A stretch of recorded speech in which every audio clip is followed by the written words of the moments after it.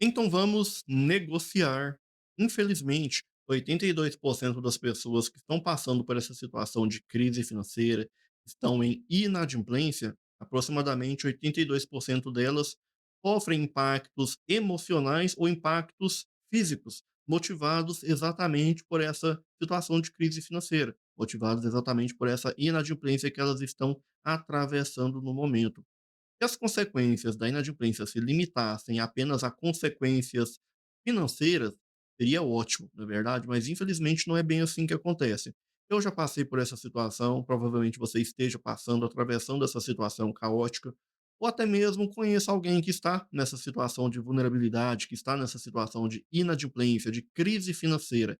Então a gente sabe muito bem que essa consequência financeira, como por exemplo, essa inacessibilidade a alguns produtos financeiros, como por exemplo, a dificuldade que a gente tem de ter acesso a um bom cartão de crédito, ou a dificuldade de conseguir um empréstimo pessoal ou consignado, ou até mesmo de conseguir ali um financiamento, se as consequências fossem apenas essa dificuldade de ter acesso a esses produtos, seria ótimo se as consequências se limitassem somente a isso, a consequências financeiras, não é verdade? Mas infelizmente a gente sabe que não é bem assim que acontece. Quem está passando por essa situação, quem já passou, sabe muito bem que essa é a menor das consequências, esse é o menor dos problemas. Olha só para você ver, uma própria pesquisa aqui, ó, realizada pelo próprio Serasa, que é um dos principais birôs de crédito, traz aqui a lista das principais consequências que o endividamento traz para a saúde emocional das pessoas que estão passando por essa situação caótica de desorganização financeira. Olha só para você ver o que o próprio Serasa fala a respeito das consequências da inadimplência. 83% dos endividados têm dificuldade para dormir por conta das dívidas. 78% têm surtos de pensamentos negativos devido aos débitos vencidos. 74% afirmam ter dificuldade de concentração para realizar tarefas diárias.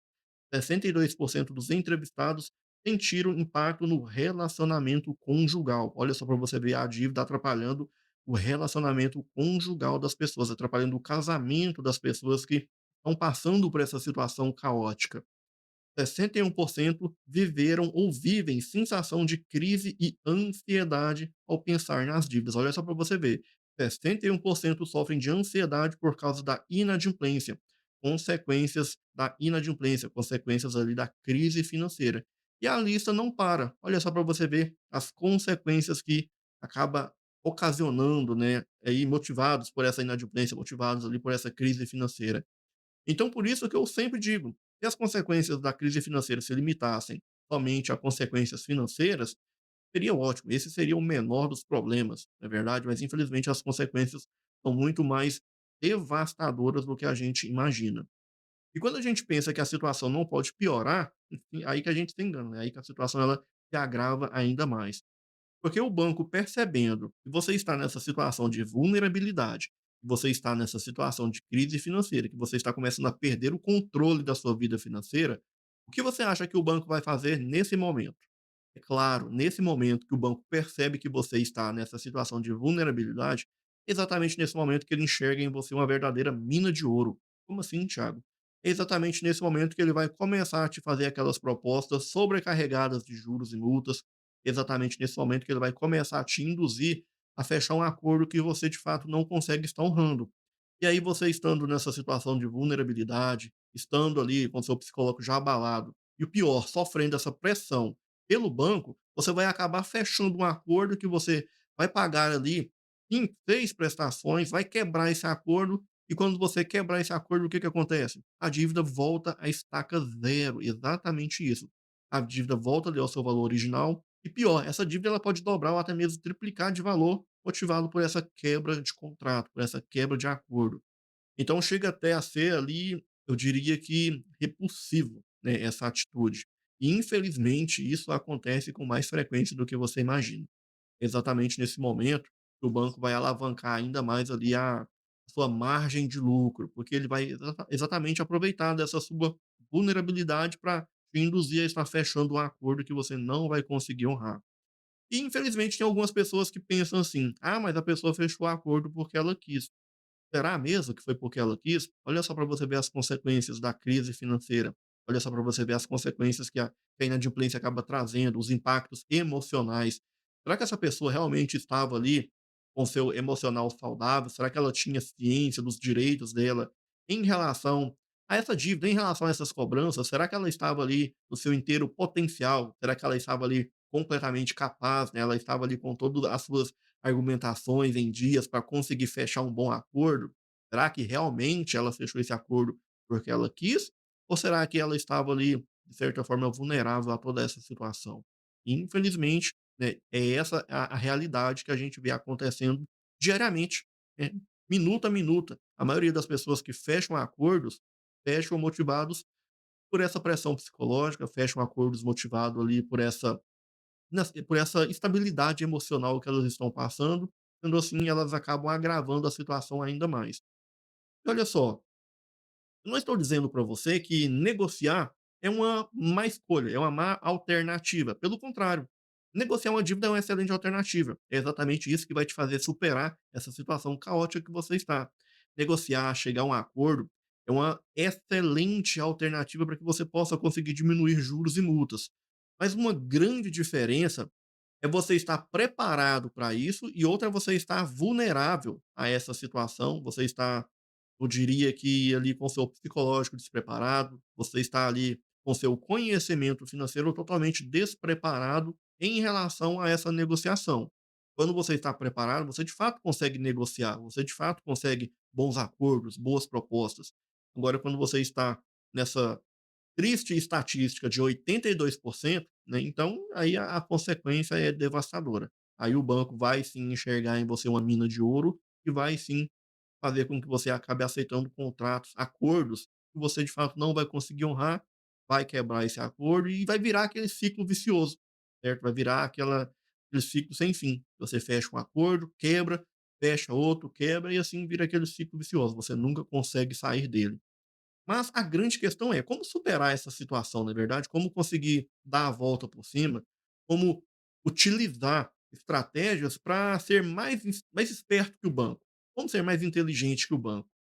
E aí vem, eu diria que o pulo do gato, e aí vem a virada de chave. Você consegue ser mais inteligente quando você usa essa vulnerabilidade que você está contra o banco.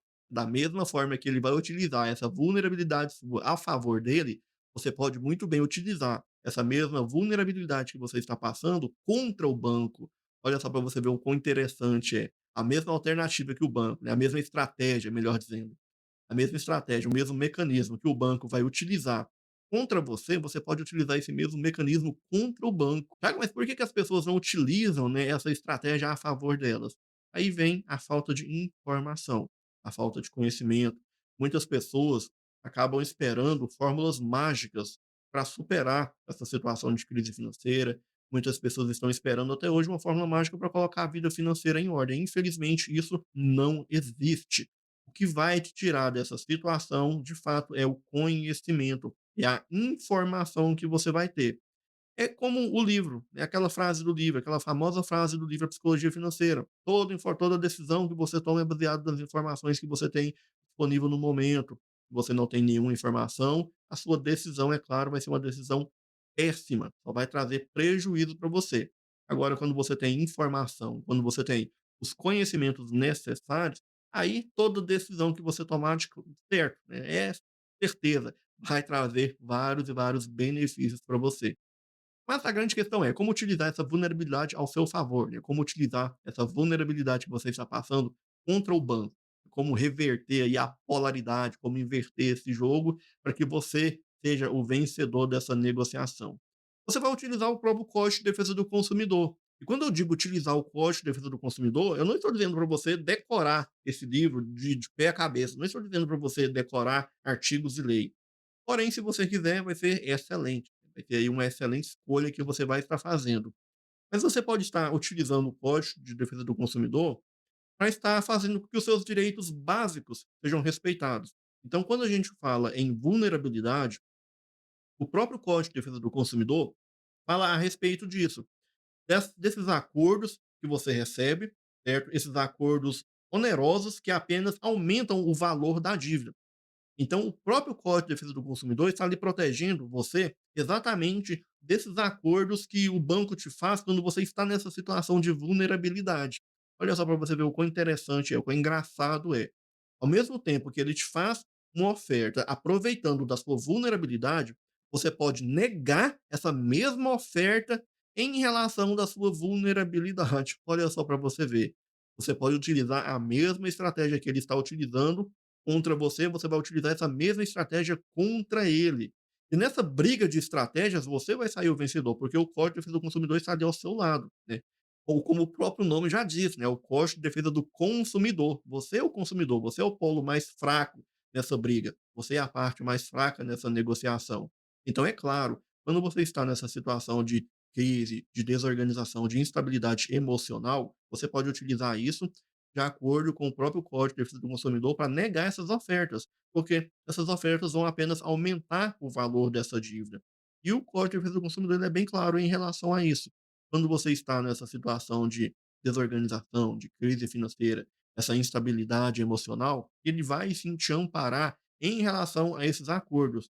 Olha só, o Código de Defesa do Consumidor, ele é bem, eu diria que bem duro, quando ele fala a respeito dessas ofertas que você recebe quando você está nessa situação.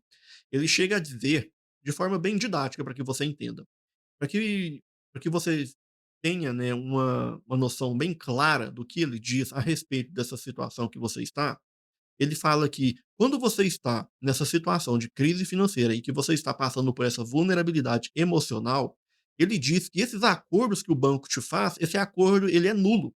Ele diz que esse acordo ele é inexistente, ele não existe. Ah, Thiago, mas o banco está me fazendo propostas que o valor da dívida apenas aumente e agora ele está dizendo que já me fez propostas e que eu não aceitei, negativo. O próprio Código de Defesa do Consumidor está dizendo que essas ofertas que ele te fez não existe, não vale, porque essas ofertas foram ofertas ali que apenas aumentaram o valor da dívida e foram ofertas que ele aproveitou de um momento que você estava ali em uma certa instabilidade emocional, né? Você estava passando por aquela fase ali de desorganização, por aquela fase de ansiedade, insônia, que você estava em uma situação de vulnerabilidade.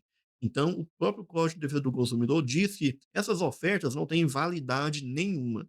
Ah, Thiago, mas o banco está argumentando que já me fez propostas e eu não aceitei. Não, diga que o próprio Código de Defesa do Consumidor está ali te protegendo em relação a essas ofertas abusivas. E essas ofertas apenas aumentaram o valor dessa dívida. Percebe só o quão simples é você argumentar, o quão simples é você de fato conseguir bons acordos, bons descontos. Basta você analisar o que ele está dizendo, né? Quais as argumentações que o banco está dizendo para me cobrar uma dívida desse valor.